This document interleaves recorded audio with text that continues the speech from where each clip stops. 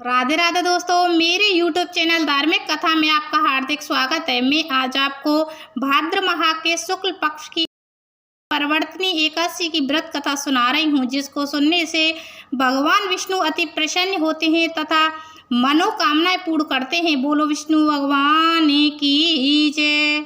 भाद्र माह के शुक्ल पक्ष की एकादशी को परिवर्तनी एकादशी या पद्मा या जल झूलनी एकादशी कहा जाता है। भगवान विष्णु देव सहनी एकादशी से योग निद्रा में चले जाते हैं और भाद्रपद शुक्ल पक्ष की एकादशी के दिन वे अपनी शेष शैया पर करवट बदलते हैं। पद्म पुराण के अनुसार इस दिन भगवान विष्णु करवट बदलने के समय प्रसन्न मुद्रा में रहते हैं। इस अवधि में भक्ति भाव एवं विनय पूर्वक उनसे जो कुछ भी मांगा जाता है वे अवश्य प्रदान करते हैं। इस एकादशी की पूजा और व्रत को विशेष फलदायी माना गया है। जो कमल नयन भगवान का कमल से पूजन करते हैं वे अवश्य भगवान के समीप जाते हैं। जिसने भाद्रपद शुक्ल पक्ष एकादशी को व्रत और पूजन किया उसने ब्रह्मा विष्णु सहित तीनों लोकों का पूजन किया। अतः हरिवासर अर्थात एकादशी का व्रत अवश्य करना चाहिए। इस दिन भगवान करवट लेते हैं, इसीलिए इसको परिवर्तनी एकादशी कहते हैं। परिवर्तनी एकादशी की व्रत कथा। युधिष्ठिर कहने लगे कि हे भगवान, भाद्रपद शुक्ल पक्ष की एकादशी का क्या नाम है, इसकी विधि तथा इसका महत्तम कृपा करके कहिए। तब भगवान श्री कृष्ण कहने लगे कि इस पुण्य स्वर्ग और मोक्ष को देने वाली तथा सब पापों का नाश करने वाली उत्तम वामन एकादशी का महत्तम मैं तुमसे कहता हूँ, तुम ध्यान पूर्वक सुनो।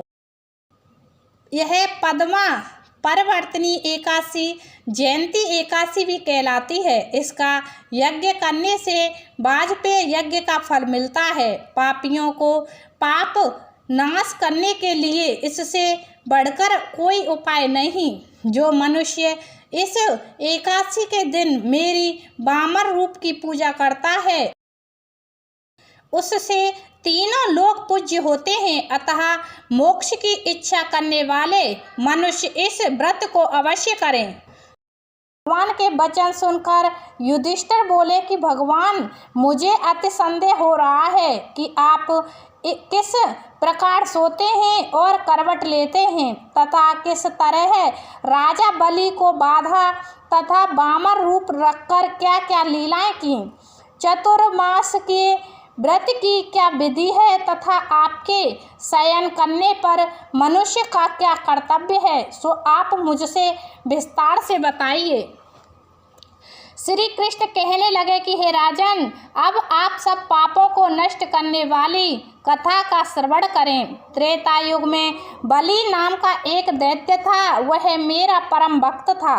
विविध प्रकार के वेद सूतों से मेरा पूजन किया करता था और नित्य ही ब्राह्मणों का पूजन तथा यज्ञ के आयोजन करता था। लेकिन इंद्र से द्वेष के कारण उसने इंद्रलोक तथा सभी देवताओं को जीत लिया।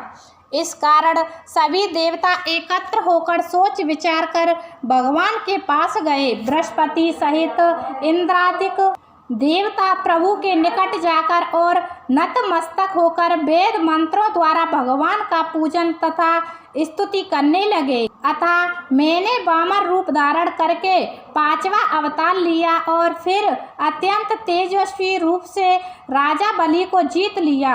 इतनी वार्ता सुनकर राजा युधिष्ठिर बोले कि हे जनार्दन, आपने वामन रूप धारण करके उस महाबली दैत्य को किस प्रकार जीता।